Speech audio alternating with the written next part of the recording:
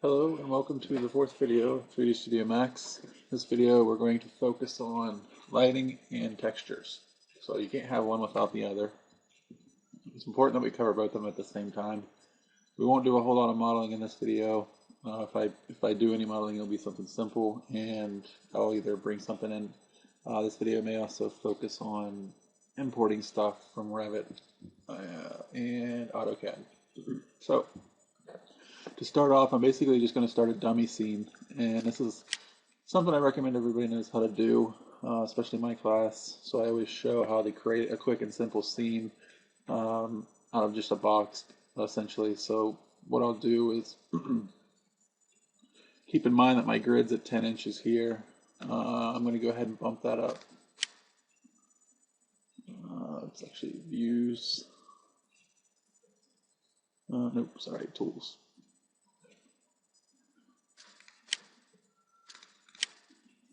So I'm just going to make each block 12 inches since we're working in a larger scale this time. And I'll just create a box here. Doesn't matter really how big it is. Wanted to keep it somewhat similar. You notice my units here are in inches, and that's all fine. If you like to divide by 12 every time you make something, just to make life easier, I'm going to change this to fractional feet will work. Alright, so here's my room. I'm going to make my room 12 feet high. And let's this in here like this. Make it a decent, proportional sized room. We're not really worried exactly. I'm going to turn on edge faces so I can see my segments. And it's supposed to be 12 feet exactly. Still give me 33 seconds. That's okay. Alright, so in order to cut some windows in here quickly, we're just going to subdivide this into some smaller squares.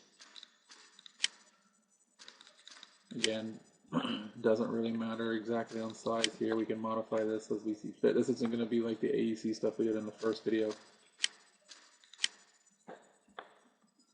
Okay, so that'll work. And my box can be there. Now, when I create a box, theoretically it's a solid. Okay, this is considered a solid, where other programs like Rhino and maybe Maya, I believe, are surface oriented. It's a solid, but if I were to zoom inside the box, you'll see that it's actually hollow inside the box. So it's a solid when you're out here, but when you're in here, it's not so solid. But if you were going to send this to like a 3D printer, it's going to print solid. Okay, so from here, I'm just going to adjust these just a little bit here. I'm going to add a poly modifier to it, which you should be familiar with by now. And got a poly, and I'm going to select edge here. Select that edge. And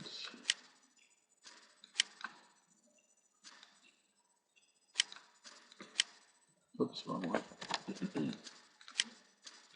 There we go. So you'll notice I select one, then I come up and select loop, and it selects all the way around here. If I select ring, you'll notice what I did. If I select this one, it selects this way. So a ring has a thickness, if you can imagine. If I select one segment, it's going to give me a thickness there, whereas this is going to give me this one loop. Might be a good way to remember, and then I can always select this one and select loop again. I'll select that loop.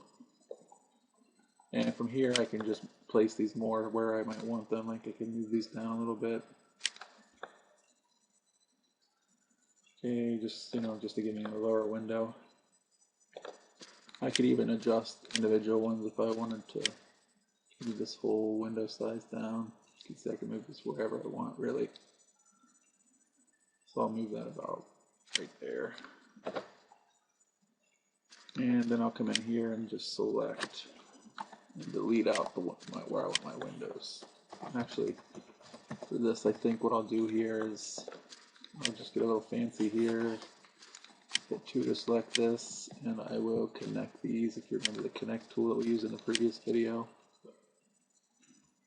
And I'll slide it over. about right there. I'll do the same on this side.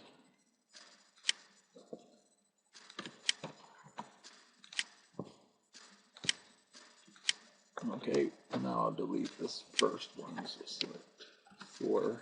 Selecting 4 on my keyboard, this is the polygon. That way I have a little corner there. Okay, again, this is a quick way to model something. Obviously, you wouldn't be able to do this if you were modeling something that had dimensions that you wanted to hold to, but this is a good way to practice lighting techniques and textures. Okay, so as of right now, if we were to try and render this, now I'll go ahead and introduce the quick render. It's this teapot here. If I was to render this, it's not going to render correctly, not only because I don't have any lights yet, but mainly because it's a surface. It doesn't have a thickness, so we actually need to add a wall thickness. And to do that, we're just going to add a modifier called the shell modifier, which we've experimented with in the past.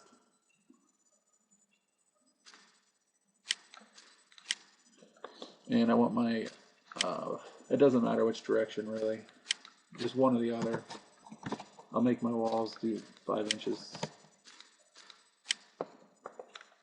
Okay, and you'll see that gives my windows there a thickness of 5 inches. So now I have some wall thicknesses. One thing when you use this shell, you'll notice by default in the corners, if I turn on wireframe here, you'll notice the corners pinch down a little bit.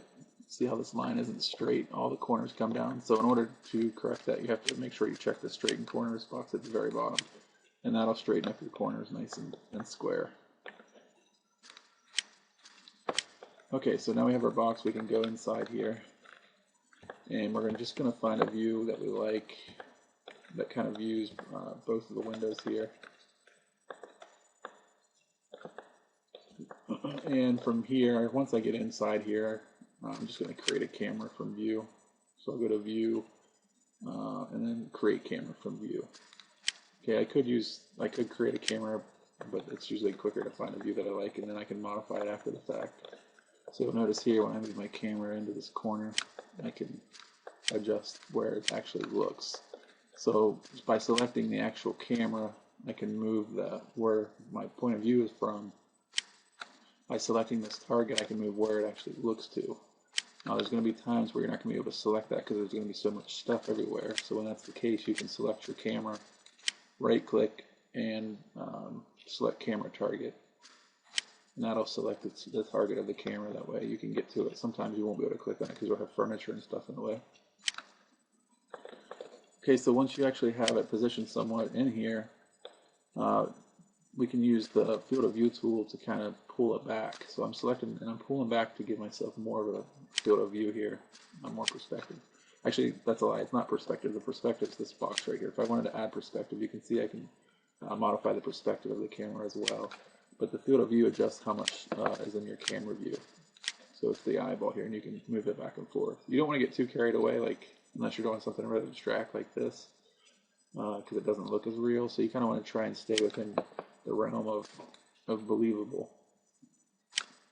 So this will work for this case right here.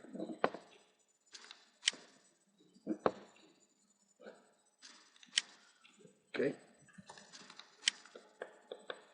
Now that you have your camera there,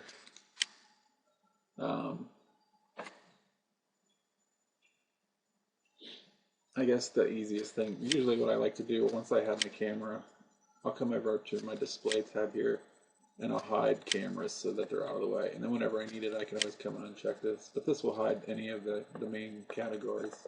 But just to keep it out of the way, I like to usually hide it so I don't move it. And then whenever I do any work in this view, I always make sure, like if I want to zoom in on this window in the perspective view, I always make sure that I change this to perspective first so I don't move my camera. Then I can come here and move around wherever I want to go, and I can always select this again and come back to my camera so I don't lose its position. So it's important that you remember to switch to camera whenever you modify something in this view so you don't lose that view. So if I render this now, whoops, notice that the yellow boxes were on my left viewport, so whatever viewport's active is what's actually going to render. So once we get to render settings, I'll show you how we can lock this, but usually you select the viewport that you want to render and then you can render there. So it's really green and it's really black outside, really white walls. So we've successfully created the geometry for this room, but we don't have any lighting, we don't have any materials. So there's an order that I like to follow, and it's pretty simple. There's no point in adding material if you haven't added lights, because you're not going to be able to see the material that you add until you add lights. I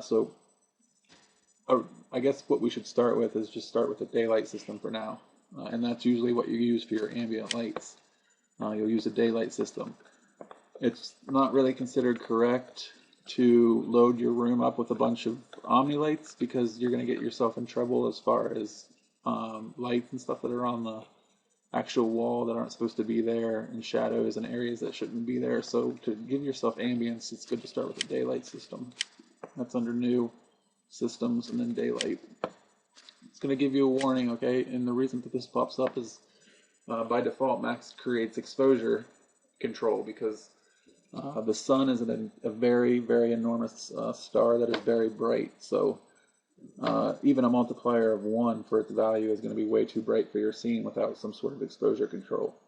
So there's two ways that you can go about it. You can either add exposure control and increase the intensity of your interior lights, or you can go without exposure control and decrease the intensity of your sun. And we'll look at both of those here next. But I'm going to go ahead by default and hit yes here. Okay, then it's going to allow me to select this compass thing here. You usually just drag your compass to about the size of your building, and then it's going to say that it's going to create a background for you, which we'll get to. But for this, we'll just hit yes. And you'll see now that I'm dragging my sun out. I can't move it just yet, but I can drag it further away. So you put it from a reasonable distance there and just click again. And then we can go to this view and we'll see where our sun is there. Okay, and then I'm going to unclick daylight there. I'm going to actually select my sun, go to modify. We'll look at some of the properties. So the first two are always active. It's the sunlight, Mr.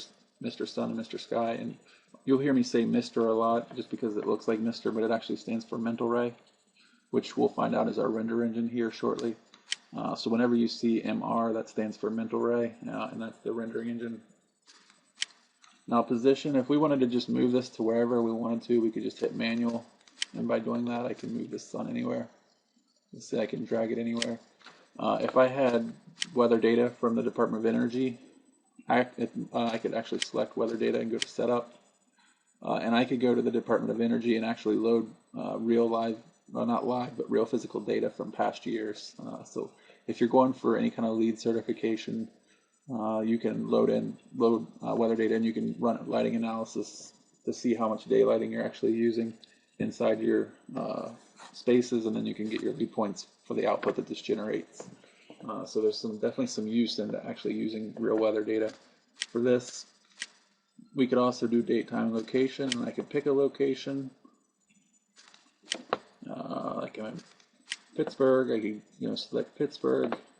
I can select wherever I want in the world and get the actual location where the sun would be, the azimuth and altitude of where we would be considering the sun. But again, for this, usually I'll just use manual, and I'll just place my sun here where my windows are in the corners, because I just want the sun to come in my windows there. I'm going to actually change this back to perspective for now so that I can move around and see where things are. I'm going to select my building and hit Z on my keyboard, and that's going to zoom my object into my viewport and allow me to rotate around it.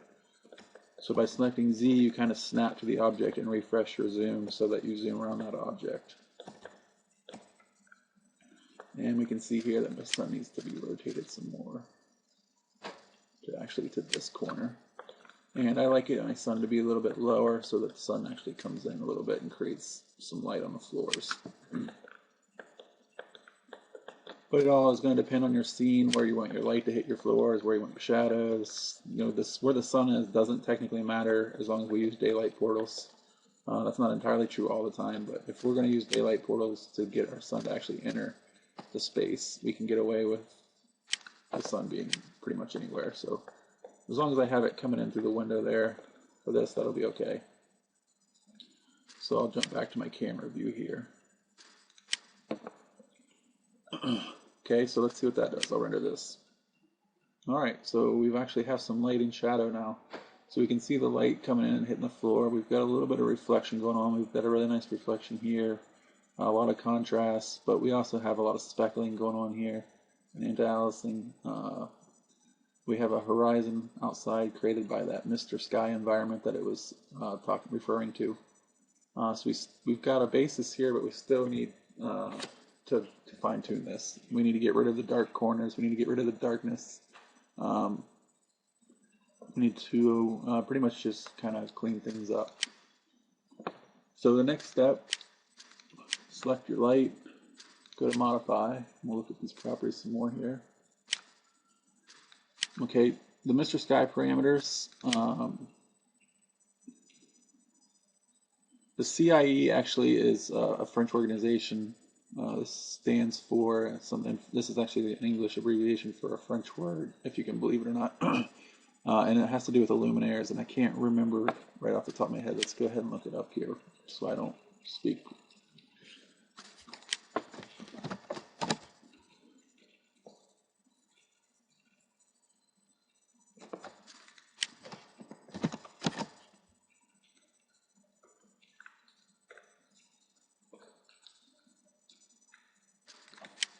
Here it is, the International Commission on Illumination.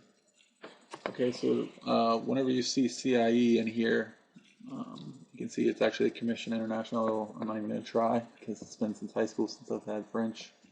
But this has nice white papers and technical data on lighting and lighting standards. So you should check this out. But basically, when you see CIE in here, that's where it's coming from. And the Sky model, we can use the CIE Sky model, and it's based on raw data too as well. So we're going to go ahead and use the CIE, but you can experiment with the different ones. I recommend that you stick with haze driven or CIE, but again, it's purely what you want to do.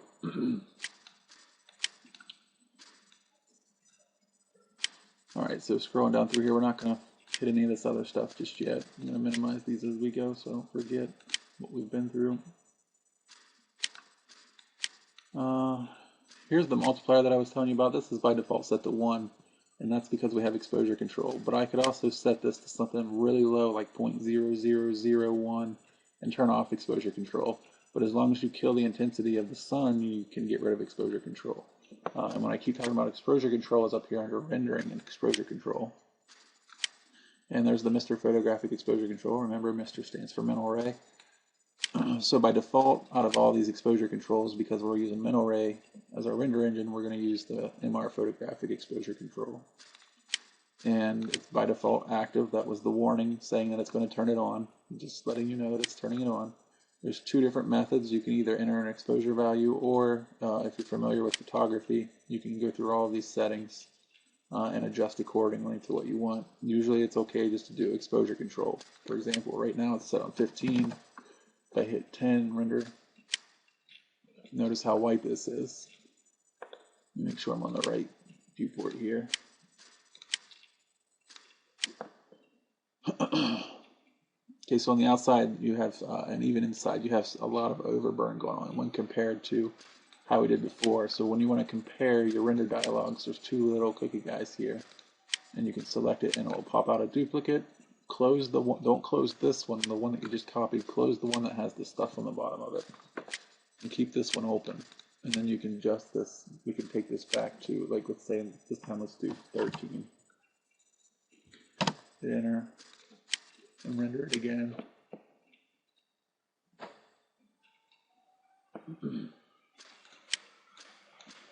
So you can see here the difference between 13's exposure and 10's exposure. Now I think we're getting this stuff here on the ground because we changed to CIE, but we still have some adjustments to make, so don't worry about that just yet.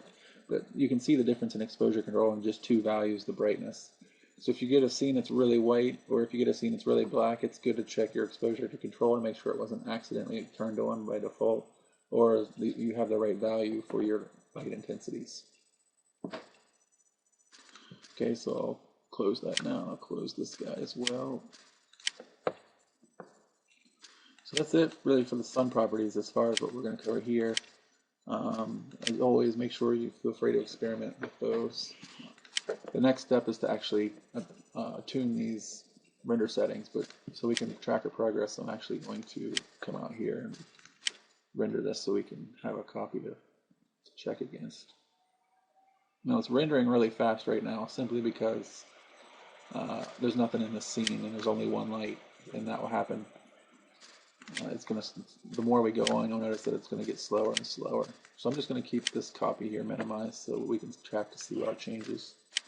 So to set up your render settings, you're actually going to go to Render Setup, and you're going to get this dialog box here. And you should be on the Common tab when you come in by default. If you scroll all the way to the bottom, you see Assign Renderer here. And here's the Mental Ray renderer that I kept talking about. Okay, I actually am going to have a couple different ones. I have V-Ray, which is the recommended, and I said that I was going to try and jump back and forth as much as possible. And I still will. Unfortunately, it's difficult to manage a scene using two different renderers because you need to use certain materials for certain objects. And like Mental Ray, I don't believe accepts V-Ray materials. I think V-Ray will accept Mental Ray materials, but it doesn't like them. So it's important that you know what render engine you're using and use your materials and lights according. So right now you should have Mental Ray selected by default. Okay, so the Common tab pretty much covers the size. Like this is the size of your render dialog here.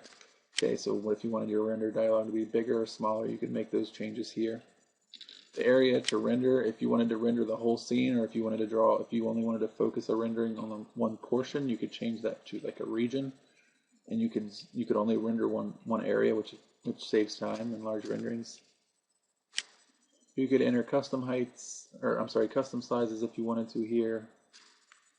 This doesn't have anything to do with print size. We'll see. I guess it does have something to do with print size eventually, but we can adjust print sizes elsewhere. So don't try to adjust print sizes in here. Most of these checks by default are going to be okay. They're a little more advanced for what this video is going to cover, so we're not really going to change anything on the Common tab. We're going to actually jump to Indirect Illumination, and this is where we'll make almost all of our changes. So Final Gather has to do with how the computer calculates the photon bounces. And by default, you can see it's set on draft. Usually I'll take this up to medium while I test render, and then when I'm ready, if I need to, I can take it up higher. But you can see by moving this slider, it's actually just changing these values. So if you wanted to do a custom Final Gather value, you could come down here and adjust these boxes rather than using this slider.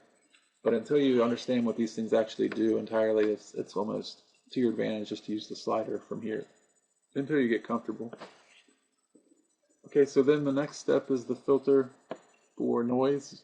Sometimes we're gonna find that we get a bunch of noise on matte objects, a bunch of speckles. This is where we're going to control how that's taken care of. Global illumination is a big one. We want to always make sure that's on. This has to do with how light bounces within an object, so and daylighting. So we want to make sure this is on to properly illuminate our scenes. Without this, we won't get the correct bouncing. Caustics is a similar technique, but we don't need both of them on at the same time, so we're not going to turn on caustics right now. Actually, if you're interested in learning more about this, just go to the 3ds Studio Max help. It has a wealth of information about this stuff. All right, and from there, that's all good. We're going to leave everything else how it is. Just minimize that one. And processing, we don't need to change anything.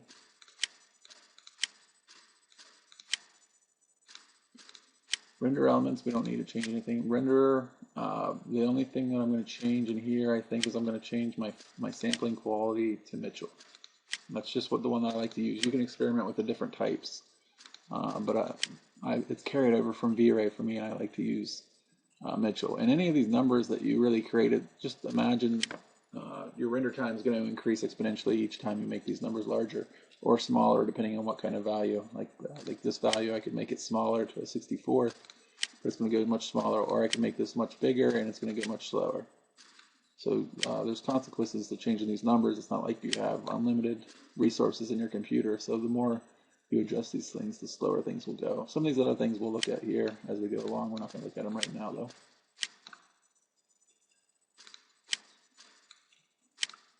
Alright, so I'll go ahead and render just those changes and we'll see the difference here.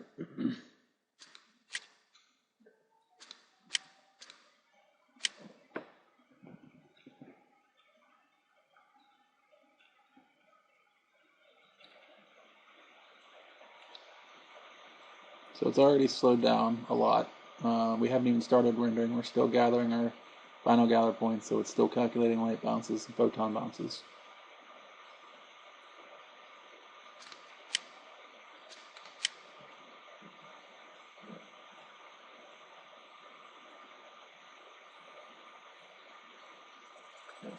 So we've got some interesting things going here compared to last time. Last time we had this high contrasted black. Now we actually have a lot of light bouncing going on. So it's not just where the light hits and it stops. The light actually hits and it bounces. And that's why it's getting like this over mute tone that we're seeing here. Plus our exposure controls up a little bit. So I will clone this one, and then I'll close this one. And this one. And I'll close the vendors. Okay, from here we're going to get rid of this nasty green color and we're going to experiment with white. But first I want to take my exposure control back up to 15 for now. And I'm going to open the materials box. Okay, the material editor is where we add materials. Now yours might be in the Slate material editor, which is newer within the last couple of years. And I don't like to use it as much. It's probably because it's not that it's harder, it's probably just because it's more unfamiliar for me to start to learn something new when I'm just as used to using the other one. So you can create materials in the Slate material editor, but I like using the compact, the older version, which is for me just easier to use. So whichever you're more comfortable with, go for it. But for all my tutorials, we'll be using this compact material editor. So since we're using a mental ray renderer, we need to use mental ray materials. Now there's all kinds of stuff going on here. I'm just going to focus on the areas that we really need to focus. Anytime that I want to bring in a new material, these are my material options up here, and you can adjust how many are in a sample. So I adjust to 6x4. I didn't create more materials, I just zoomed out basically. So these are all the materials that are still in here. But I zoomed out and made the sample size smaller. But usually I right click and I like to go to the larger sample so I can see better. Okay, we can name our material here. You can see that by default this one's named ceramic. We grab a new material here. Now when I get a new material and I'm selected here, it doesn't overwrite this material, it just takes the spot. This material, if it's being used in your scene, will still be saved, so don't worry about losing it if you're using it. So if I want to get a new material, I'll select this guy. And like I said, since we're using I'm minimizing these so we can take a look here and see what all the options are. But since we're using mental ray, we want to look for that MR. Okay, so and we actually want to look for under materials here. We want to go to materials and then we want to go to mental ray. Okay, so these are our mental ray materials, so we want to stick in here for the most part. And since we're doing architecture, we're fortunate here to have this arc and design set. So anytime you create a new material, for the most part, whether, so we'll look at multi-sub-object materials, which are standard here, and we'll look at maybe some double-sided materials or something. But for the most part, you're going to want to use mental ray arc and design materials. Okay, so I'll double-click on that, and it's going to drop that new material here, and I'm just going to name this white wall. Or I'll name it actually white paint. Whatever you want to, it doesn't matter. And Autodesk was nice enough to supply these templates to get us started. So there's all these different templates that we can start with. And since we're doing it just white paint, I'm just going to use a matte finish here. Okay, that's what I'll start with. Now the diffuse level is the actual color of the object. The color that's reflected back to your eye is the diffuse color. So we'll take this to about 93%. You never want to use true white and true black. You kind of just want to you don't really want to go true white or true black. You'll cause problems. So try and keep that in mind. Reflection is exactly what it says. If we wanted our material to be reflective, we would adjust the values here. We'll come back to that when we do a reflective material. Refraction is transparency. So if we wanted to do glass or freeform or something transparent, we could add refraction. Translucency if we wanted it to be foggy. This has to do with reflections, where they're actually placed. Again, more about reflections. Self-illumination, if this material emits light, we can give it a self-illumination value to make it mimic sort of like a light bulb, or like those glowy things you see at festivals and carnivals and stuff at nighttime, something like that, glowing material. Special effects, ambient occlusion we want to keep on. If it's especially a wall material, what it's going to do is it's going to actually correct shadows in the corners where it's dark. So we want to turn on ambient occlusion if it's like a ceiling, a floor, or a wall.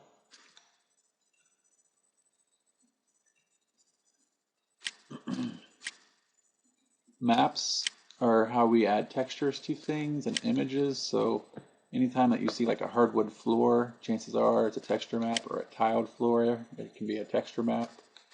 So under general maps here, we have all of our different kinds of maps that we'll experiment with here through the next couple of videos.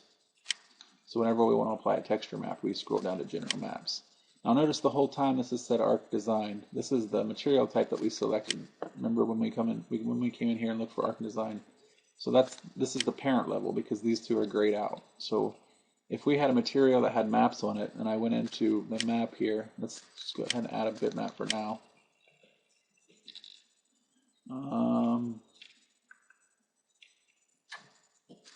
I'll add bark.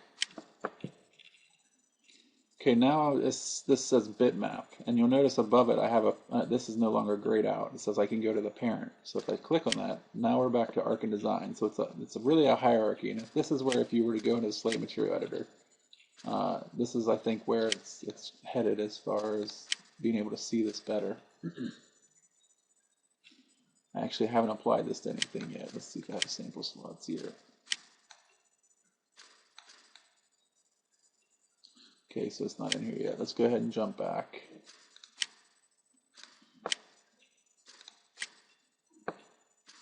I'm going to select my object here, and after I select my object, I'm going to do assign material to selection, and you'll notice that it turns white, so I've assigned that.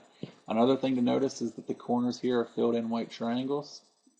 So whenever you have a material whenever you have a material that's in your scene, you'll see that they turn like this. So I've deselected my walls, and you'll notice that they're not filled in. That just means that the material is in the scene, but it's not selected.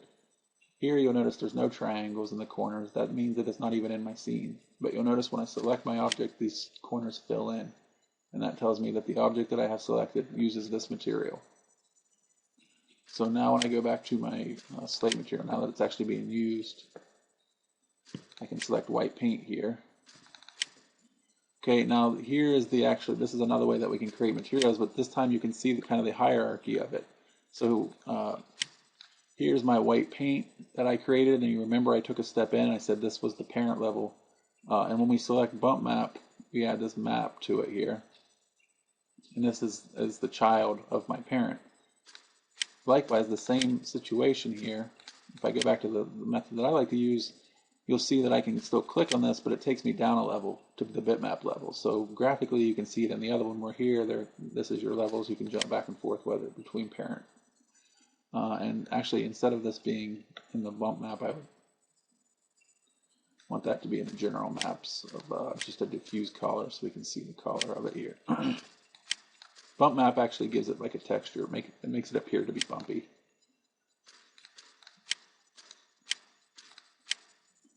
Okay. And we're not actually going to use this texture, but I just wanted to show you. Now we're in that lower level. There's our bark. So I can jump back to my original level here, back and forth. So that you navigate through your hierarchy with these two buttons here. And I actually don't want this to be on there, so I can just select it and hit clear, and that'll wipe that out of there. Alright, so there's our white. Let's go ahead and render the white and see what the white does. The white's going to make it brighter. Well, it looks like it's actually not making it brighter. Interesting.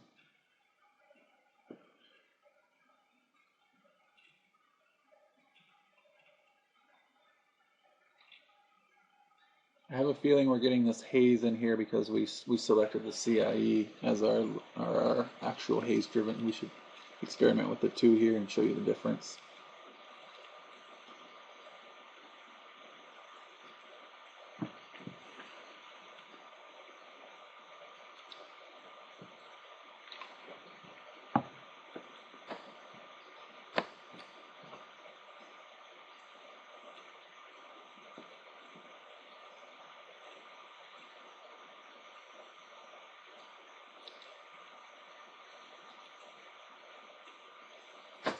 It's actually not bad for not adding skylight portals yet. So we have our white walls here. There's our green. So between the green and the white here, you can see we have our whitish tint here and the greenish tint here. So we're definitely moving in the right direction. All right, so, and I actually just closed that. That's okay. I can open it back up here. And I'll keep this open. And then I want to compare this to show you the differences between sky parameters here. So I'm going to change my sky model to haze driven. And I'll give this value of like 0.2. Remember this one. Wrong viewport.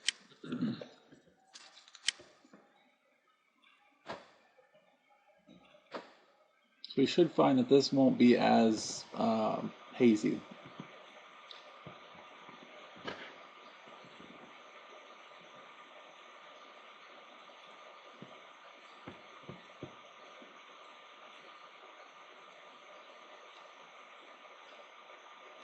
And depending on your scene and the effect that you're going for, depends on which one you select. There's no right, there's no wrong.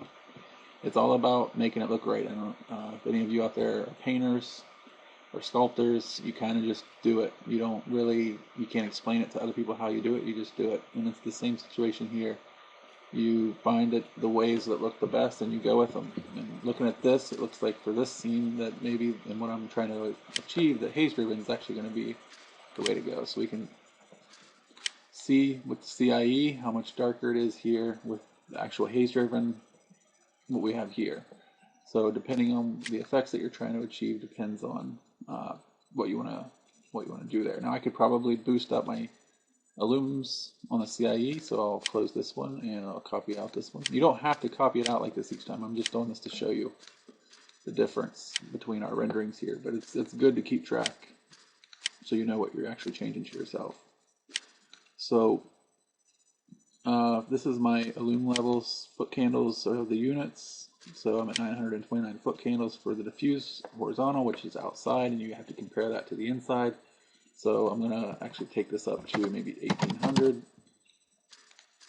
1800. It's on clear sky. I'll render that again.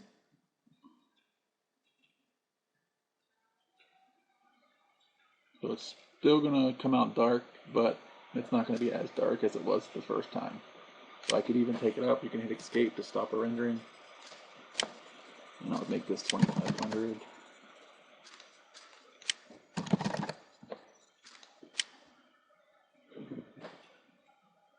Still even brighter, so we're moving in the direction of this, but I'm just going to go ahead and stick with the haze driven here. So I'll hit escape to cancel this. So you can see we're kind of getting closer. But I'm just going to, like I said, stick with haze driven, and I'm actually going to change this to 0.15. Alright, and I'll minimize this. Now I can keep talking about skylight portals. Now the thing that we have here is we actually have a sun coming in, okay, and bouncing, and it's bouncing all over the place just from what's coming through the windows, and that's fine if you don't really want your scene to be nice and illuminated. Now you're never going to get perfect lighting from a computer program. You can get really close the harder you work at it, but we usually have to cheat. Okay, so don't expect to have a sun here, and don't expect to put a little light here in the corner inside of a lamp and expect to have the same thing that you have at your house or your dorm room or whatever. Okay, it's not going to happen. You have to cheat. You have to make it look right in any way that you can, but you're never going to be able to just plug in light bulbs like you would and have the same effect. So in order to get more daylight in, we use what's called skylight portals. And those are actually under lights, under photometric, and here's your mental ray sky portal. And what these do is they actually suck all of this, pretty much you can imagine them sucking all the sunlight out of the sky. and pushing them through the portals and the openings. So you put them where your windows are, and it filters all of that sunlight through those portals at an intensity greater than just sun coming through. So I'll select Skylight portals, and I'll go to a view here to where I can actually see my windows. I think this is the right side, yeah. Now you want to make them pretty much the same size of your window. You can make it just a little bit bigger, but you don't want to make it smaller. And you don't want to make it too big. And you'll notice when I drew that, it drew on the plane here. It didn't actually draw where my window was. So keep your eyes on both windows. I just need to move this over so that it's actually, and you'll see it moving my 3D view there across the room, just so that it's outside my window. Okay, just like that. I don't want it to be really far because you'll create some weird shadows. So you want it to be just almost the size of the window, and you want it to be as close to the window as possible without actually being in the wall. And after you've created one, you can hold Shift and create the other ones. And I'm actually going to, on my display here, since I've pretty much got where I want my sun to be, I'm going to turn off, let's see if, no, that's not going to work. I'm going to have to turn off lights. No. Weird. Should be a system in here.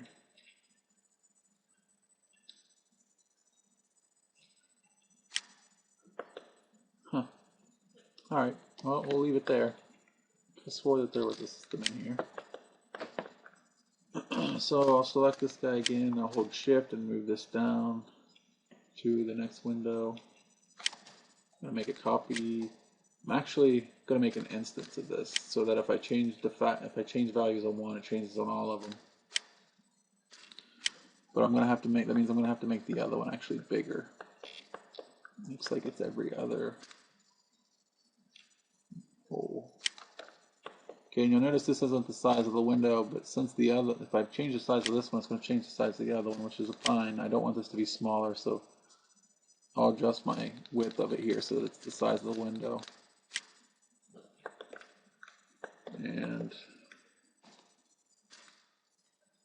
again, I'll hold Shift, and I've got one, two, let's see, I've got 1, 2, 3 windows left, so I'll change my number of copies to 3, and that'll automatically copy out 3.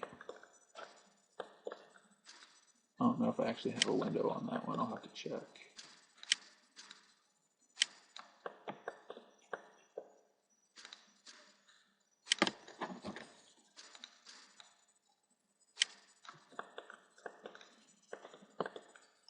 Change this to perspective.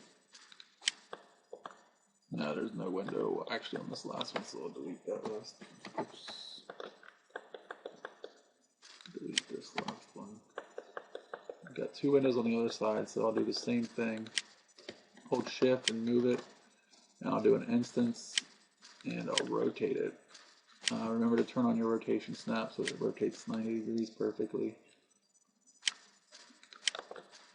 And I'll put this in this corner. Like that. And I'll do an instance here of for this one. Looks like I need 2 more. Make sure you use instances so you don't have to go around and change the values on all these if you change it on one of them.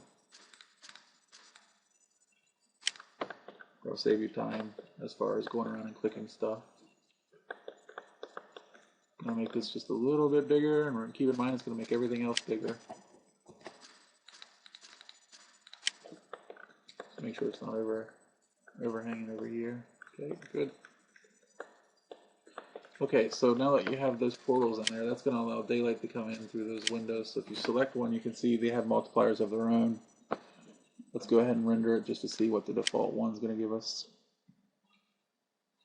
Wrong view. Okay, now that we've actually talked about render settings, I'm going to show you how to keep that from happening because it annoys me to no end. Down here at the bottom, you'll see you have your views. If you lock that and hit lock, that'll always render on the perspective view no matter what view you have selected. So it's good to keep that on, so you don't have to keep jumping back and forth.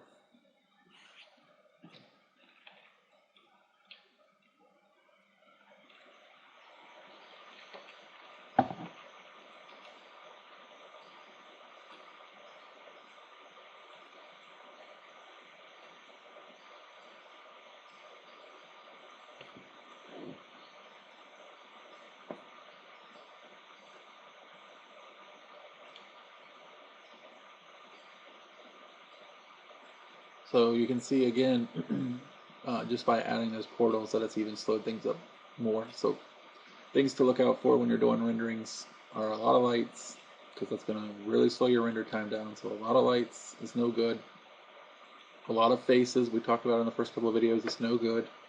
So you want to keep the faces count down, you want to keep the light count down. And we'll find that textures like texture maps such as bump maps and displacement maps will really slow things down as well.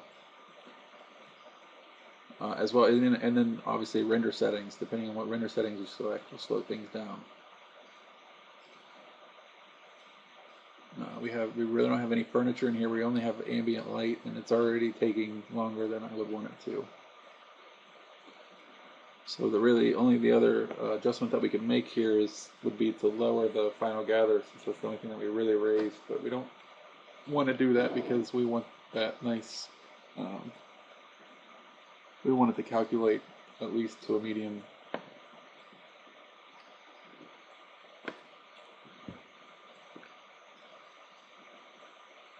And you can see I forgot to change it back to my camera, so we're still in perspective view here, which is fine for this. So we're just trying to get an idea of lighting.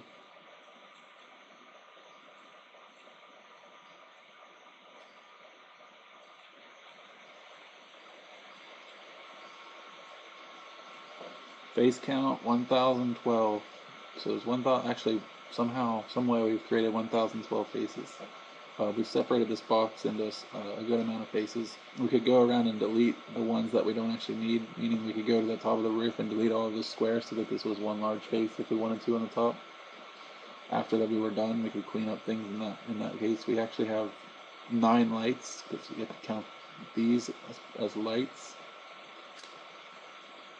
We could adjust the parameters here. These are the same parameters that we came across here in the render settings. We could adjust these outside here after the animation was, or actually after the rendering was done. So it should go a lot faster when it actually hits rendering. It just takes a lot of time to compute the lights.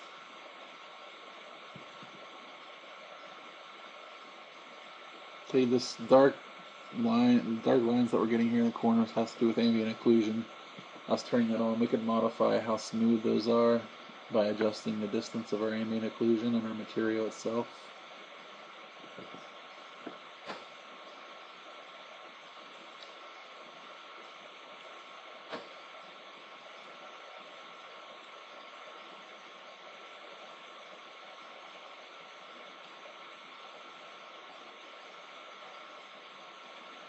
Okay, and then it comes to a point where you have to ask yourself, what should I change?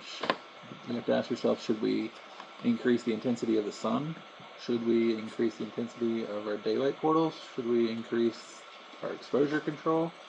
There's several different factors, and I think it just comes from experience that you have to get used to in practice as to what we should change next. Comparing it to the other one, we can see now that even though that we added the daylight portals, we still haven't gotten a large increase. So my suggestion here, since we haven't changed a lot, maybe we should still boost up our daylight portals since we don't have the change that we're expecting. So that'll be my next step for that. So I'll change this back to camera view here. And I'll select the portals that we created. Now remember, we created instances, so we just need to select one of them, and whatever we change the value to here, I'll change to all of them. So let's go ahead and try 3.5. And I'm going to boost my shadow samples. Nope, I'm going to leave that at 16 for now. So keep the render time low. Let's see. I think that'll be it for what we need to do in here. Yeah. Okay, so let's try it again.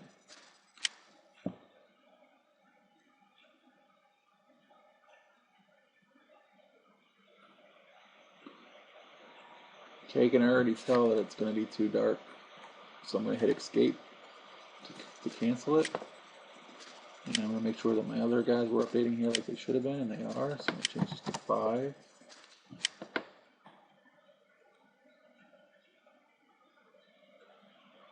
It's a little bit better. One trick that you might try is hitting cancel here and giving your white paint just a tiny bit of reflectivity just to get light to bounce a little bit more. So I'm going to change my reflectivity to 0.1. And you'll see that I've got a burn here, basically, a highlight here, and that's not consistent really with low gloss paint. So instead of having a glossiness of 1 there, I'm going to change that to like 0.3, and that'll get rid of that.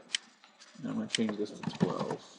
That has to do with how it tapers off, how fine and how resolved your shadows are. The more samples, the smoother they are on the edges. Not necessarily smooth shadows, but the controls edge smoothness. And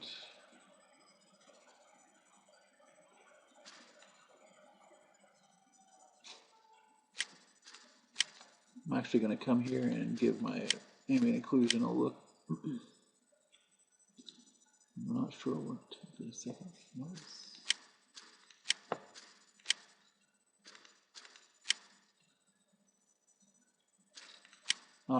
No wonder I had some crazy fractions. Who would ever work in fractional feet? How hard would that? I mean, how hard is that? That's ridiculous. I don't even know what 10/32 of a foot is. You should have to divide by 12. I'm going to change this to feet with fractional inches, which is what I should have had it on to begin with. I'm going to change this to 12 inches for so it's not so tight in the corners of how far off it'll fade out 12. And I'm even going to come up here now and also make an adjustment to my exposure control. I'm going to drop this down to 13. And when you adjust everything, you might as well go all out. I'm going to give my sun a multiplier of 2. And I'm going to drop my haze to 0.1.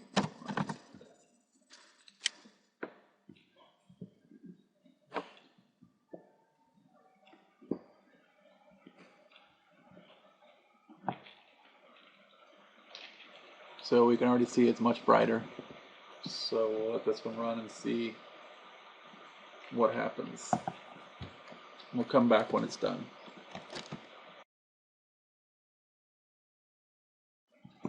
Alright, so here we are. It's done.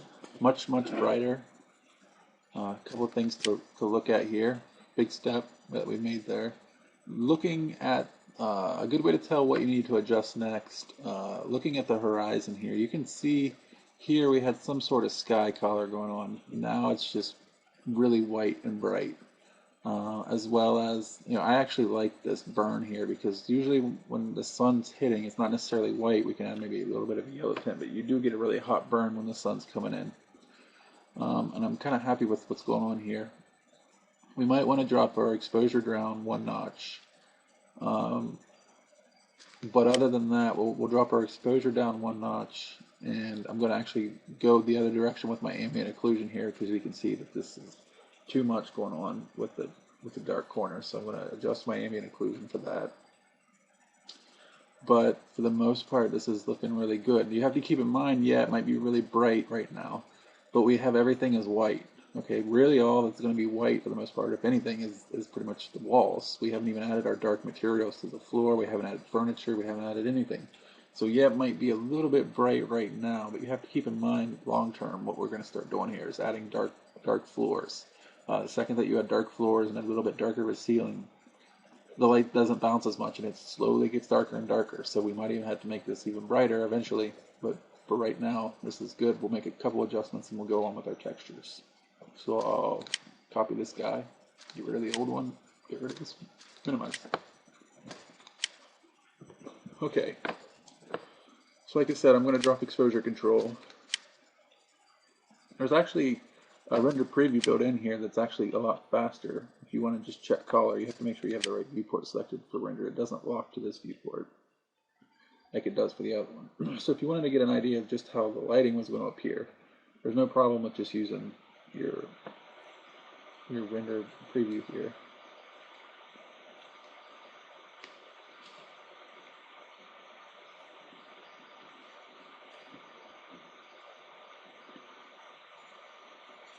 Okay, so there's what we have now. I can adjust this, like I said, up to make it 13.5.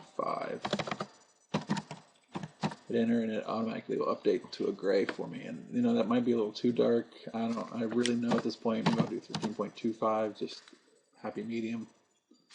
And I'll close that for now. I don't really want to adjust my sun, but I'm going to go ahead and change it to 1.75 for now. And I'm also going to give my sky, or my sun,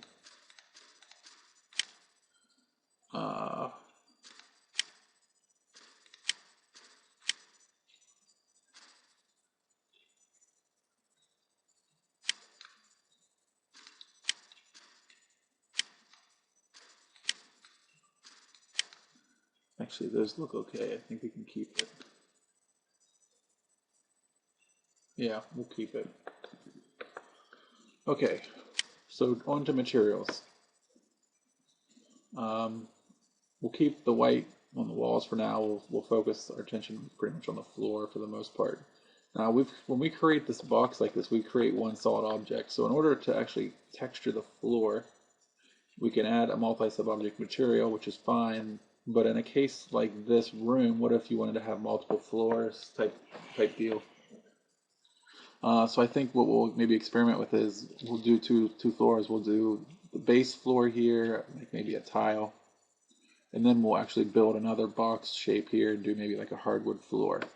And we'll just try and focus on that. So what I'm going to do is actually create a new multi-sub-object material. So we have our white paint here for walls. I'm going to jump over to the next one, create a new material. And this is a big one, so make sure you keep this in the back of your head. Using multi-sub-object materials is actually under standard materials. It's not under mental right, it's under standard. So I'll select this. And depending on, we can go ahead and separate this now. We have 1, 2, 3, 4 walls, a ceiling, a floor. So there's 6. I don't really see us needing any more than 8 materials. So we can go ahead and set up the number of materials to 8 for now. So the first one is going to be, let's go ahead and call,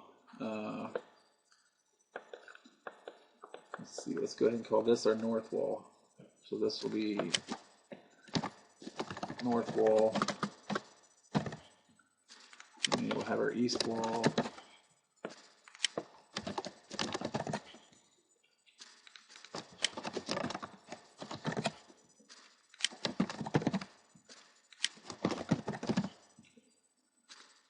These two are unknown. Maybe we do like window.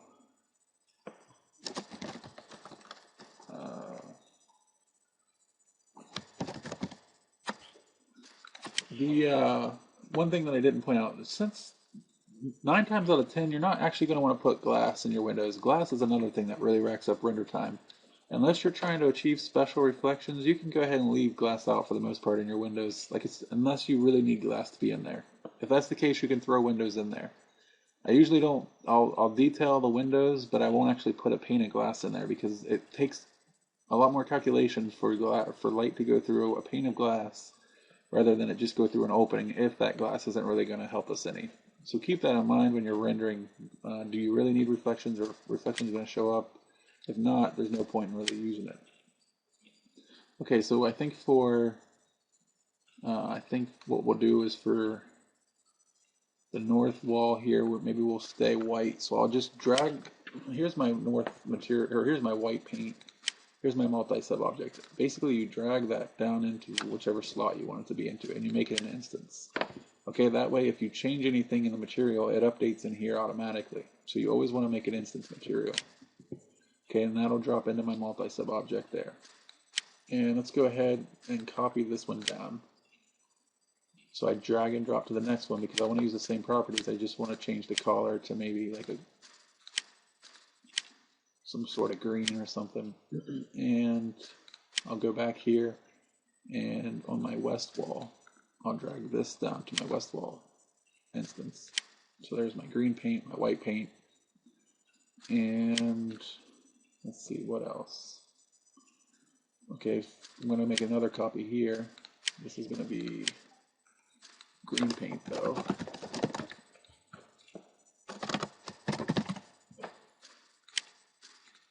Green, white, black paint for this one. Actually, it'll be gray. I will say black. It's not really going to be black though. It's actually going to be almost black. So remember I said never use white or black, so you don't want to really use full black. If you use full black, notice how black that is. It doesn't render properly. So anytime you want to use black, you can use it like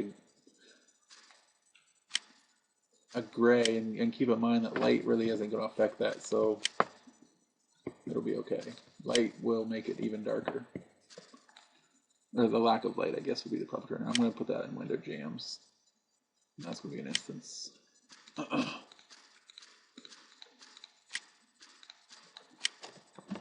So let's call this, like this, if this was our game room or whatever, this would be the game room multi-object. So this is my game room. So this material is going to be for pretty much everything about this building, because this is one shell.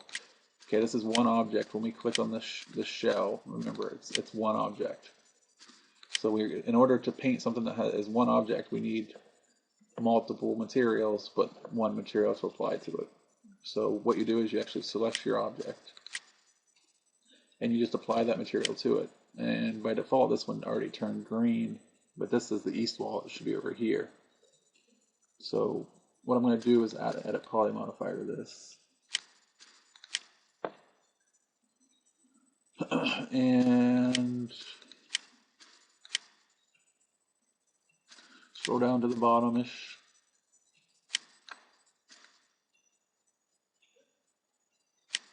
Actually, I need to select polygon first.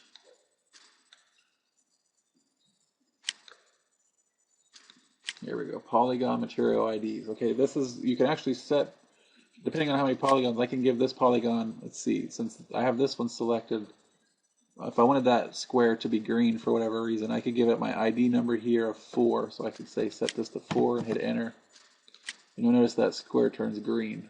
And likewise, if I wanted the next square to be black, I could select this and give this polygon ID of 7, and that'll turn that to black. So by changing this polygon to polygon, you can change the ID that you want that polygon to be in here. So basically, instead of throwing individual ones, you select the whole wall like we were doing, and give that whole wall that ID. So what I'll do, since I want this wall to be selected, I'll make sure I have window crossing selected. And I'll drag a box, wrong wall. Let's see, I'll try from this side. There we go. And I'll have to go through to each window, but it might as well select the whole thing for this one, and I'll change this ID to match the green that I wanted here. Actually, you know what, I lied. I really just want my green to stop halfway, so the way that I see this in my head, I actually want that to be green. So that is ID 4, so I'll change these to 4. Okay, that'll give me that part green. And for this back wall, I'll make this back wall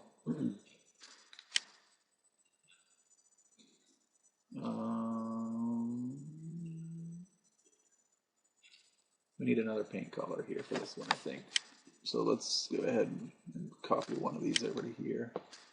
And let's see, what if we make this? Orange? Might as well. Orange paint, like it. Orange paint. And we'll jump over so it's consistent here.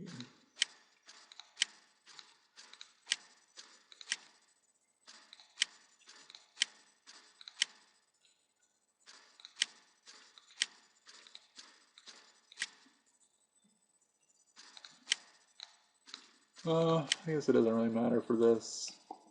Just select that one, and remember, after you actually create it, to drag, well, actually you need to select this guy first so you can see where you're dragging it. And this is my north wall, so this north wall is actually going to be white. And my east wall is going to be white. There we go. Alright, so now I can change this back wall to right wall to 2. So this wall is going to be 2. So I'll select all those faces and change this to 2. I want to select my ceiling and change that to 2. And all of these back here need to be 1.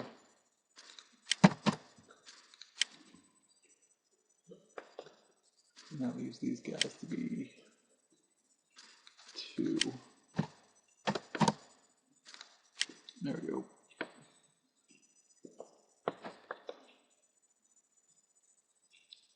Maybe for this top piece, I don't know how it will look, but maybe we do like,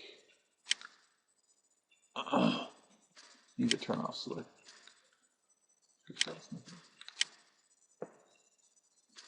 Just select these, hitting control on my keyboard here. I don't know how this is going to look, but we'll try it anyway.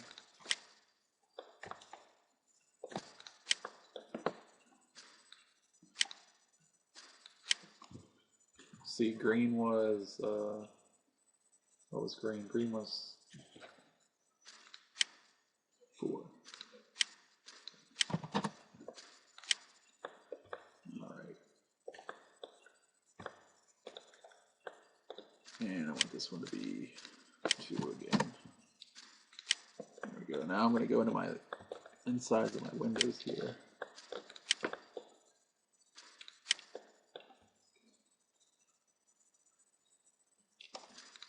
I will control basically and select all the inner faces here.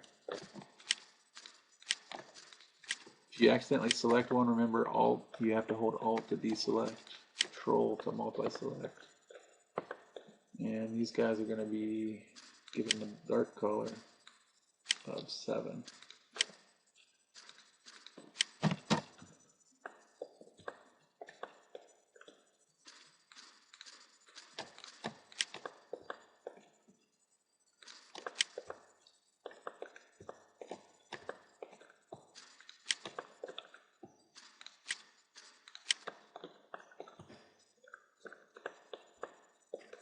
Every once in a while, it's okay to hit Z to zoom, rezoom. That way, you refresh your zoom on your selection. So sometimes it will start getting really stiff.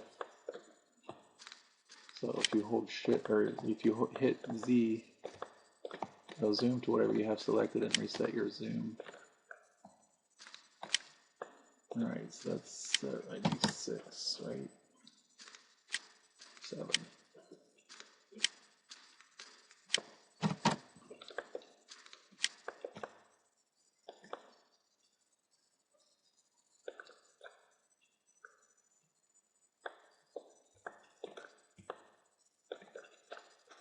That'll work. Might as well go ahead and do it since I'm.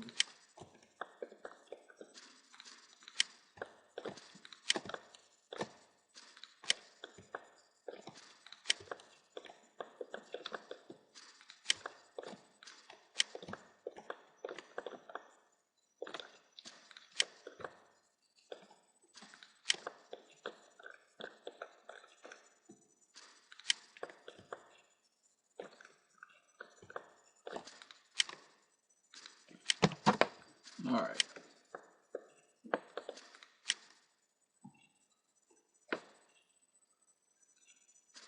Now, I was talking about texture maps before. Texture maps can be added to multi-sub objects. That's fine. I'm actually going to go ahead and save this because I haven't saved it yet, which is very risky. Save off them in Max because it uses a lot of resources. Can cause your computer to crash frequently.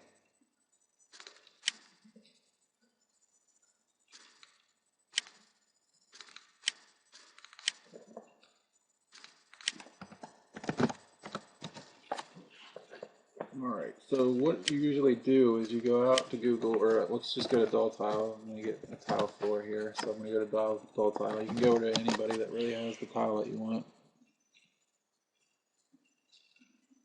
And basically find the image that you want to use. The bigger the image, the better.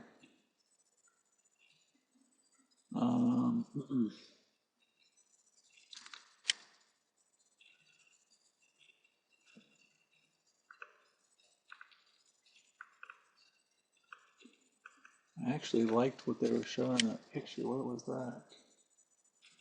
It's,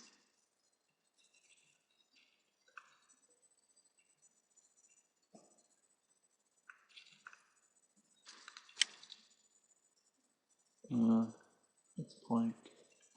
We're going to stick away from plank for just yet, and we'll just get it in the next one. Plank's a little bit harder to work with than just regular tiles because of obvious reasons.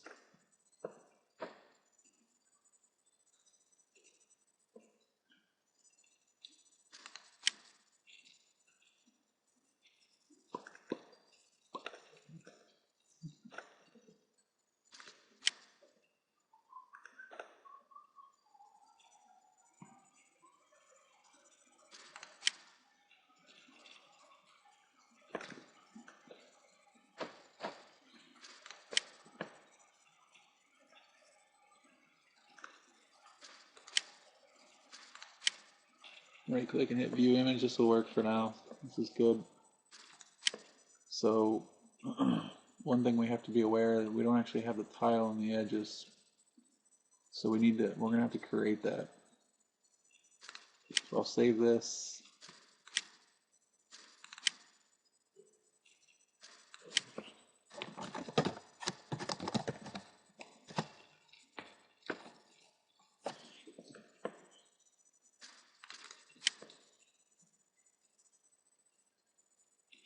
I'll go ahead and show you now what it's going to look like, and I'll show you why we have to change it. So I'll come in here and create a new material.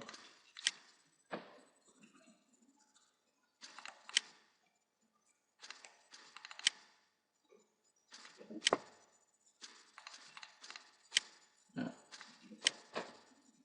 Okay, so to add a diffuse material, we can just click these little boxes next to these things represent maps. So we can just click, if we want to add a diffuse map, we can just click to the box here. And since we want to create a bitmap map, so we have a picture, we're going to select bitmap. And we're going to find our picture.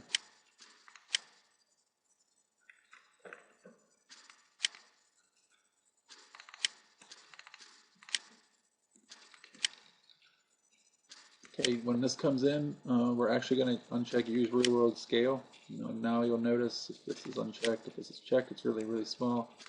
We're going to uncheck it so that it's unchecked, and then I'm actually going to select this, and then for my floor, I'm going to drag this down to floor instance. Okay, my floor is material 3. So I will come down here and select my floor, change this to 3.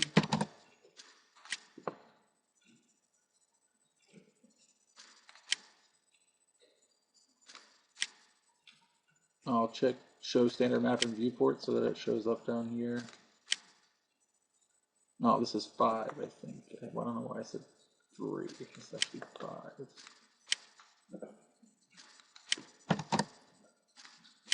Okay, so the image is out there.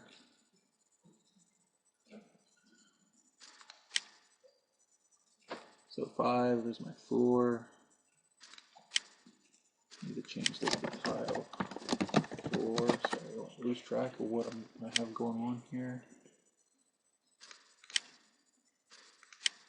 So this is tile floor. There we go. Okay.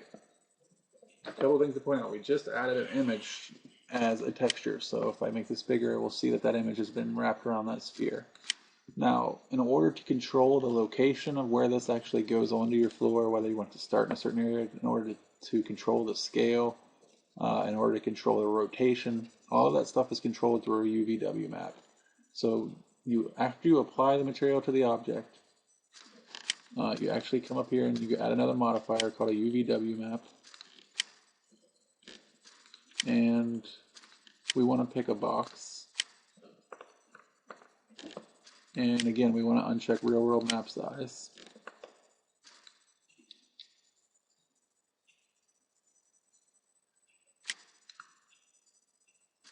And for this guy, when we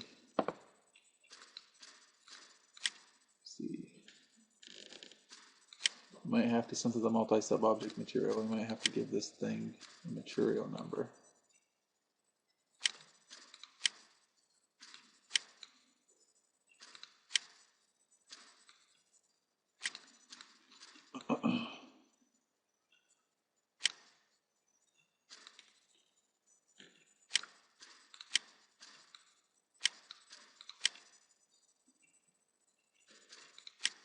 Change this to map channel 2.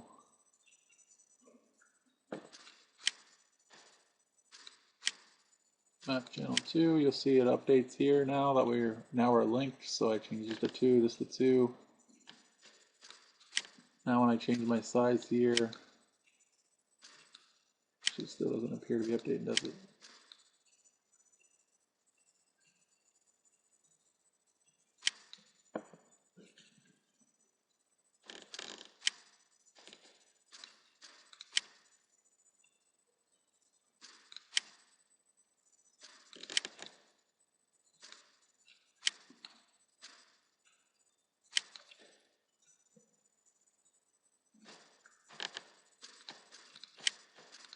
Oh, you know, I think I know what I'm doing wrong. I forgot to actually select my faces here. I apologize. So I need to select these faces first. Select polygons, and then I add the edit with those selected. Whoops, not edit poly. Jeez, come on. UVW map.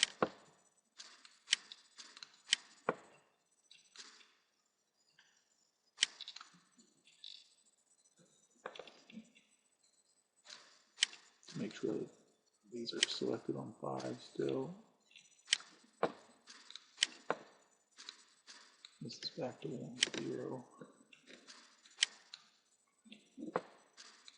And I changed this to 2, changed my material ID to 2 up here in the other one, so this needs to go back to 2 as well. There we go. There, now we're actually full size, so it's important that you actually select all the polygons first. Now when I modify this guy, I can change, you see the height of the actual image, the size of the image. So we'll shrink that down so that that looks right. I'm going to change this to perspective so I can get a closer look at my tile here so I can get an idea.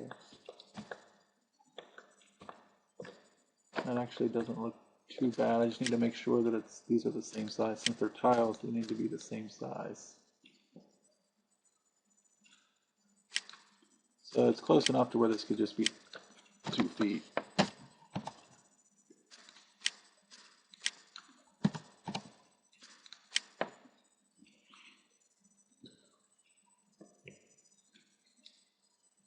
All right, good. All right, so let's go ahead and add the wood floor up here in the corner. To do that, I'm going to take a step back and we're going to create a shape like we've done in the past video.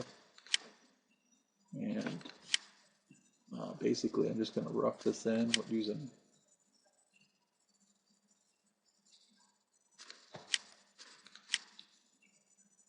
I'm not making this perfect, I'm just getting it close with the line tool. And then once that's done, I can come in here and fine tune this, modify here and select my vertices. And I'll move it so that's just into the wall a little bit, it's okay. Remember, you're creating a rendering here, you're not creating construction drawing, so it's okay to be a little bit, not necessarily sloppy. It's not the word I'm looking for, it doesn't have to be perfect is the word I'm looking for. There's a difference, believe it or not.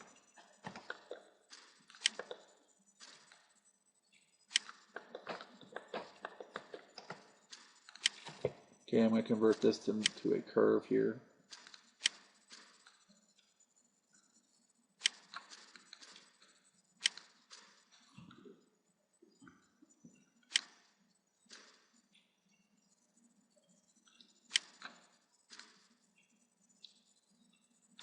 And you can see how choppy that is, and remember to adjust that. We just increase the steps here and make it smooth.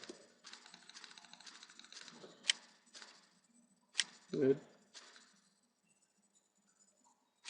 Alright, I'm going to add an extrude modifier to this.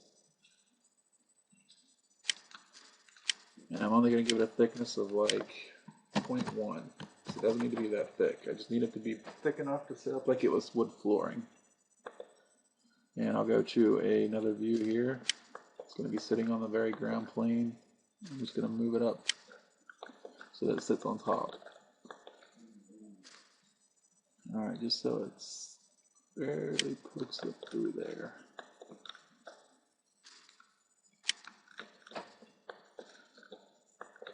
Oh, we're actually close enough there to where we can step back here. I kind of like that idea. And then I'll step back to my line here and select my vertex, and I'll drag this over. I'm going to turn on end result so I can see the end, and I'll move this down so that it meets the edge of that paint there. Just like that, so it dives into that where the paint changes. Alright, so that's good. We just need to add a material to this. So I'm going to go and try and find a wood floor here. Now it's hard to find floor more so than, or wood floor more so than tile, because when you deal with hardwood floors, when you get a board that you can tell is different than the other ones, it's going to repeat. So it's important that when you do it, when you select, you find either A, it has a large pattern that you can use. The image needs to be straight on like this, by the way. Don't get an angled image. That doesn't work. But you need to find an image that doesn't have a board that repeats. Like this dark spot right here is going to repeat every time this wood image tiles. So you have to be careful when you use images like this that have repeats that are gonna show up over and over. The way around this is to take an image into Photoshop and tile it more so yourself. So take this image into Photoshop and create a larger image by tiling this image over and over, and then going in and manually changing the color of these boards so that they don't repeat. And that will help eliminate some of the repeating so that you don't have the same board showing up over and over. For this video, I'm going to go ahead and just find some planks that I like. I'm actually going to change my filter here to large.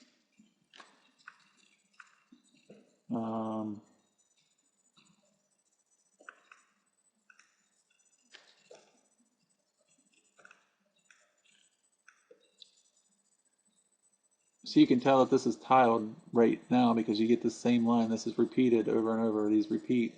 So you can tell that that's been tiled. You have to be careful when you do renderings to avoid things like that if you're trying to achieve realism. I don't know. I'm just going to pick one here, I guess. I was trying to be...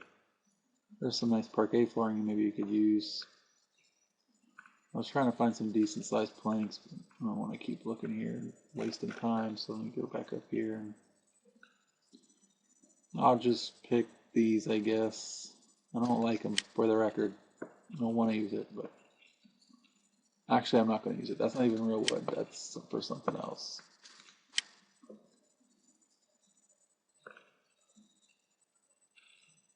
Alright, I'll use this, I guess.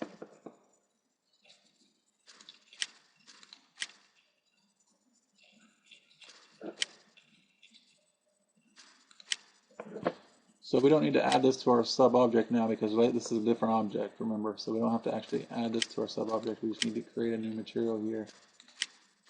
Not finish for now. Actually, this is going to be glossy. It's going to be polished, so it's going to have some gloss to it. Maybe not that much, but we'll come back to it.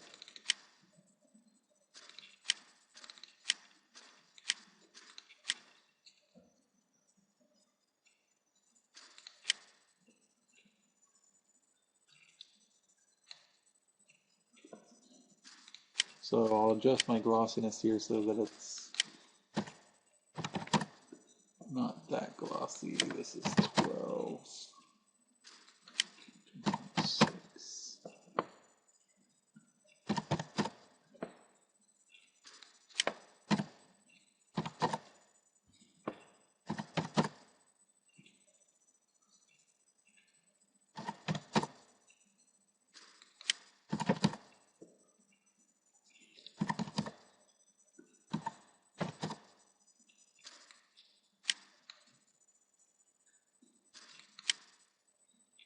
Let's see what that does. So I'll apply to that.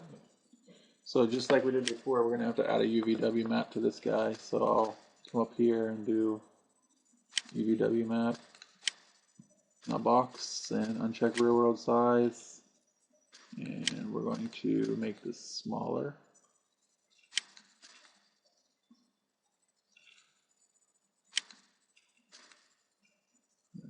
Let's try and get it in there. One. I'm actually going to rotate this, so I'm going to select my sub-object in Gizmo. I'm actually going to come up here and rotate this so that it's not straight like that. So you can see I'm actually rotating the image. I can move it as well. I'm trying to get This isn't the best image to use. It actually has some lighting issues even, but just try and keep in mind I'm just doing it for purposes. All right, we'll jump back to cameras there. And I'll move my dolly a little forward.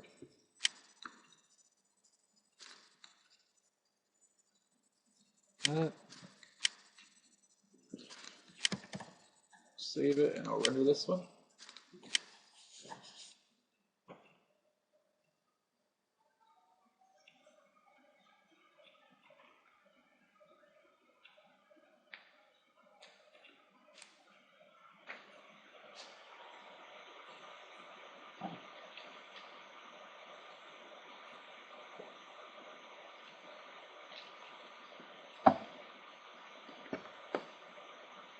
Alright, I'll come back when this is done. It's going to take a minute, I have a feeling.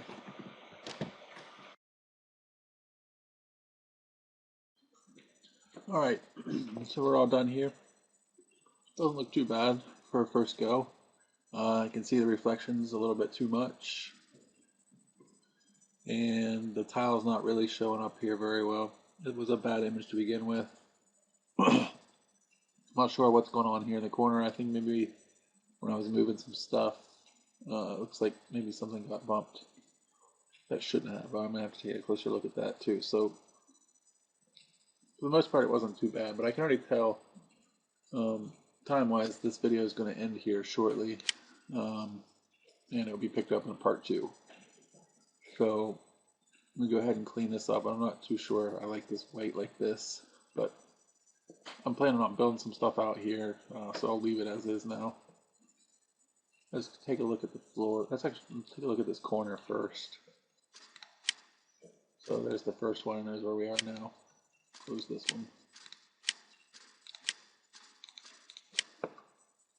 I'm going to figure out what's wrong with this corner. I can see that it's kind of crooked.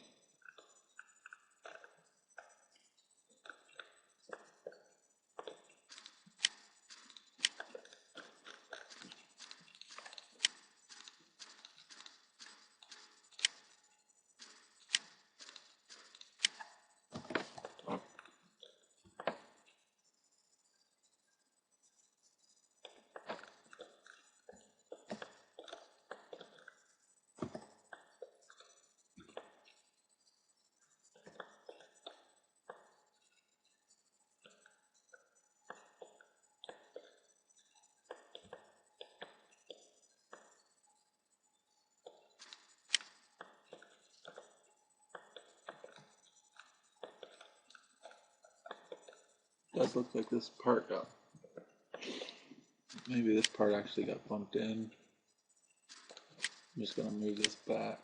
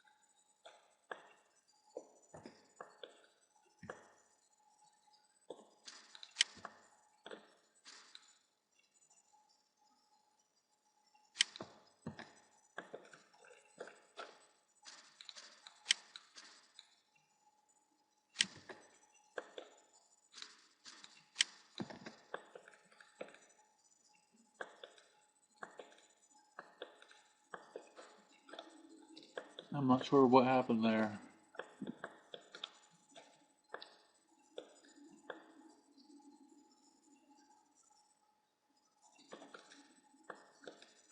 Let it go for now.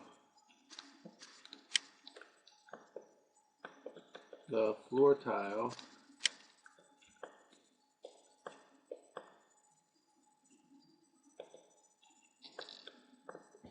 is okay. It's just a bad image. And as far as the glossiness for this goes, we can take this down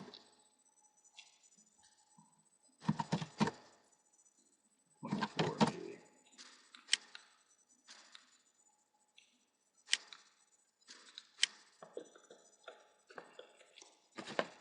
And I'm going to copy this floor up because I want to make it reflect the ceiling here. So I'm going to hold shift and copy this straight up. I might just copy it though. I'm going to get rid of the UVW map.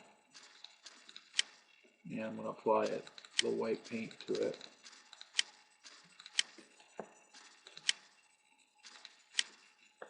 And my extrude is going to be much larger.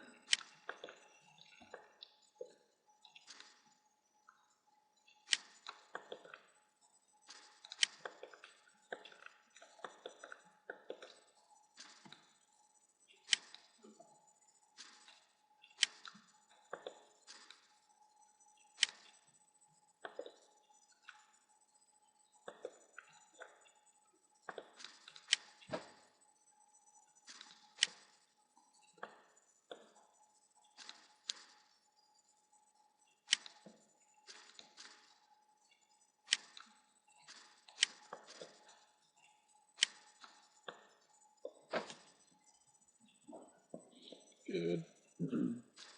All right. And I am going to go back here one more time. Actually, go back to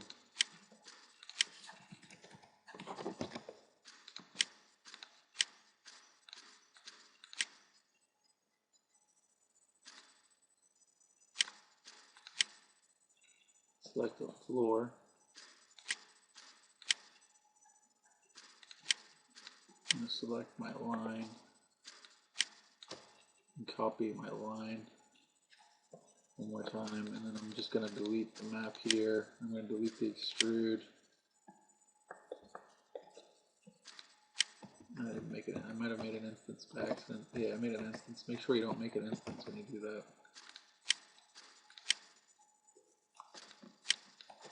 Just make a copy.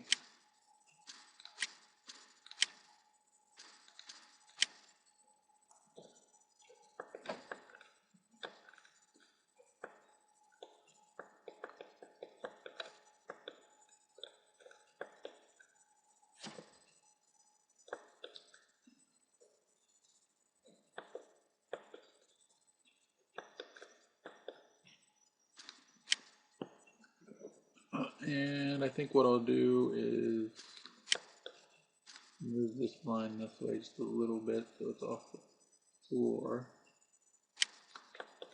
And then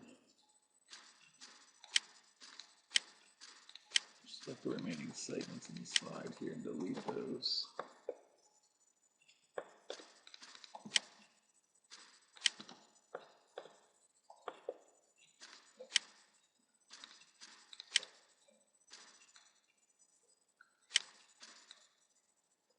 I'll do an outline of 24 inches.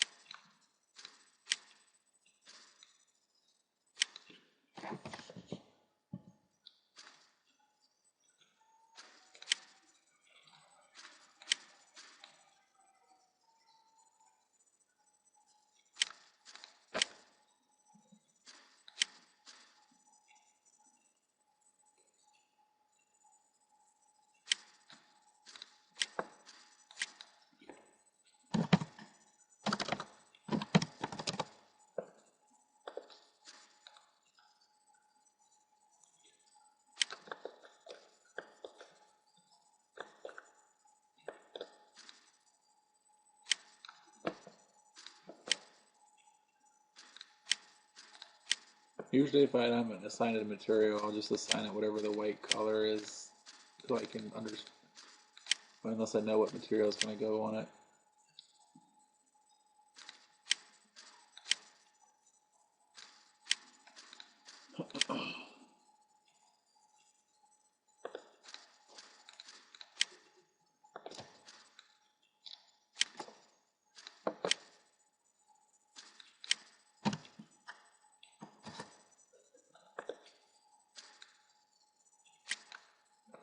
So it's basically just a copy and a bunch of things here. Copying and changing their sizes instead of redrawing stuff makes your life easier.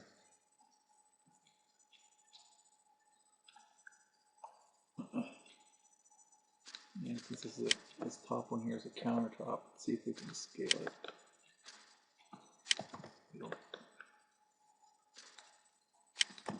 Probably better not do it that way. Probably better step back to the line.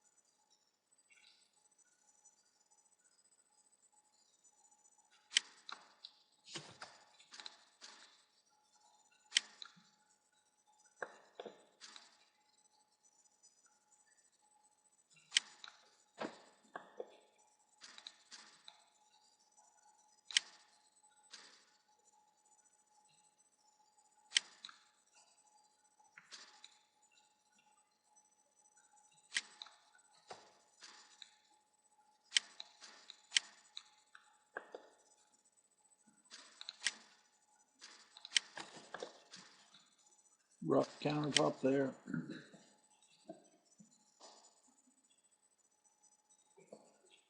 And if you remember from the last video,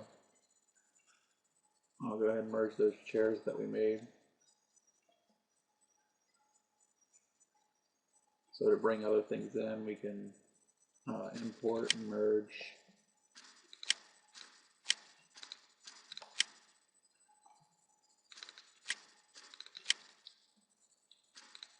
Chair picture. I'm going to bring all of it in. Okay, it's telling me that there's already something to the name here, so I hit auto rename for that. And I'm actually going to group this, so I'm going to right click on it and go to group, just so it's easier to move around for now.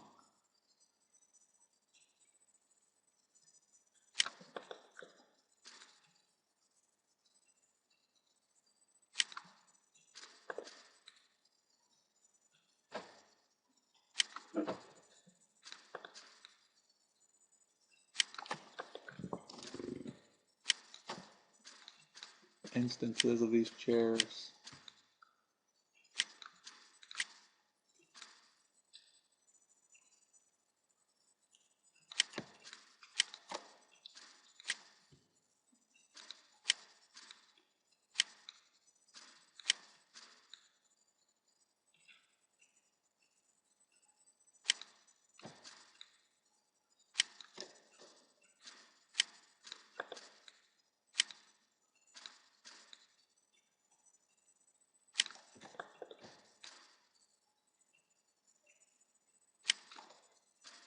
Usually you never really want them to be the same. At least rotate it a little bit so it looks like the scene's been used and it's not super perfect. So usually you'll want to rotate them so that none of the chairs are facing in the exact same direction.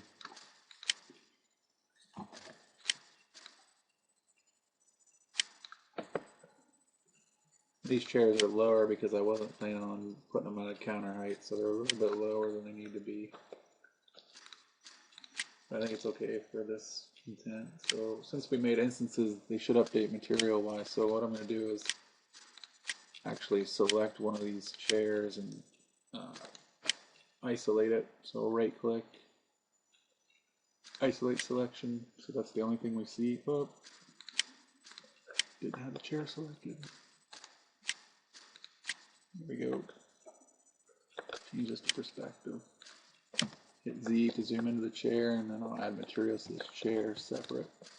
And this will be the last thing we'll do in this video. We'll continue with light fixtures and such in the next part.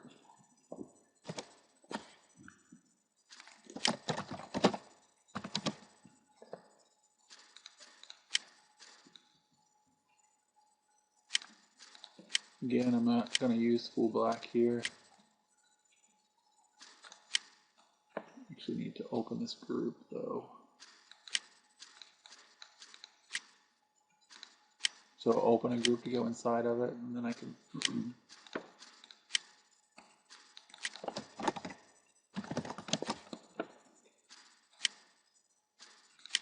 use the chrome template here for my chrome arms.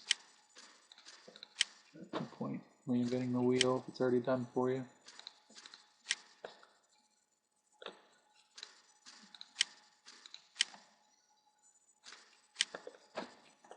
Forgot those guys were on there. I don't really want those on there. It's just more faces than we need. Get rid of those.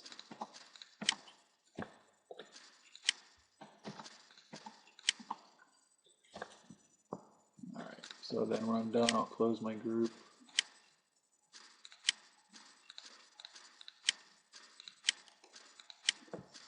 And then I can also exit isolation mode. Notice all the chairs updated because we made instances of each other there. So all the chairs didn't delete those buttons, but the materials changed.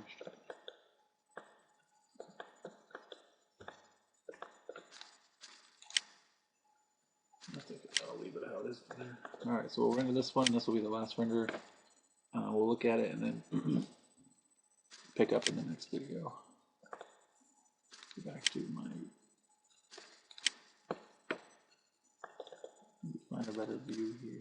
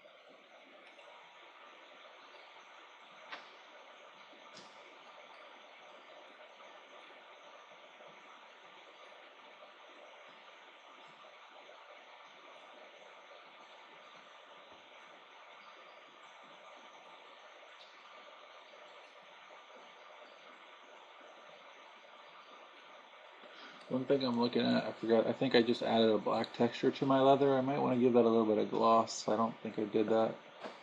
So I'll make a note to do that on the next chunk.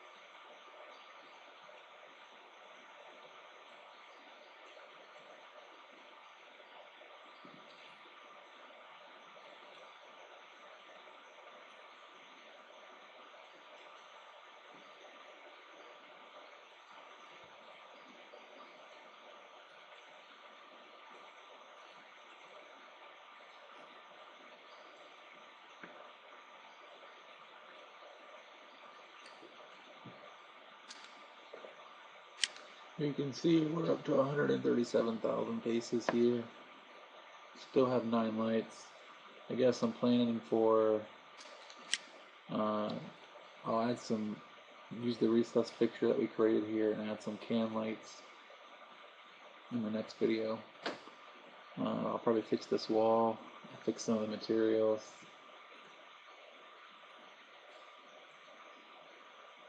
Uh, Not a whole lot more left to do, but I know this video is well over 2 hours probably now, so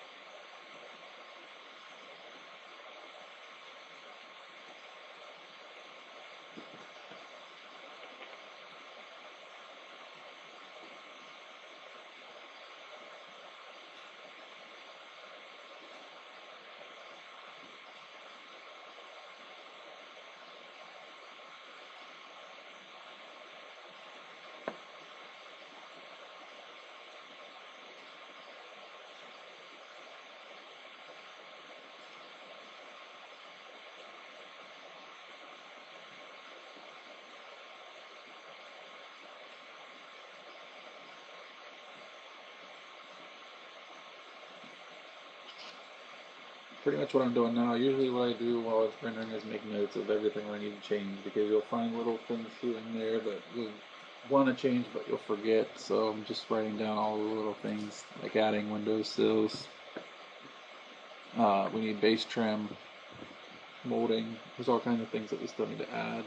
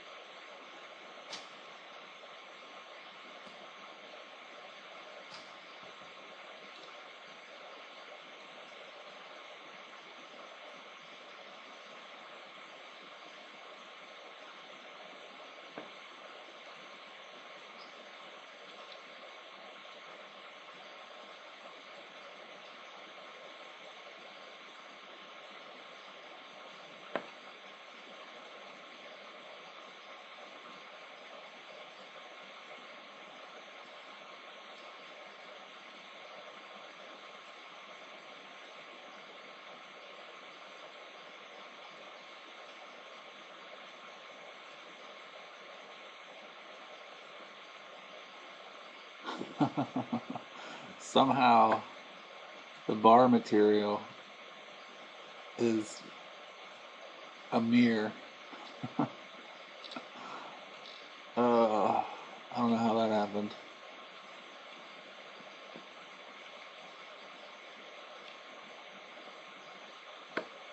Interesting.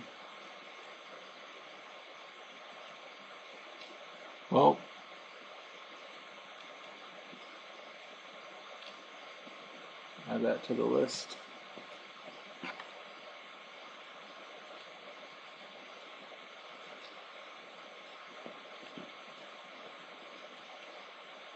They must have gotten a hold of the chrome material somehow.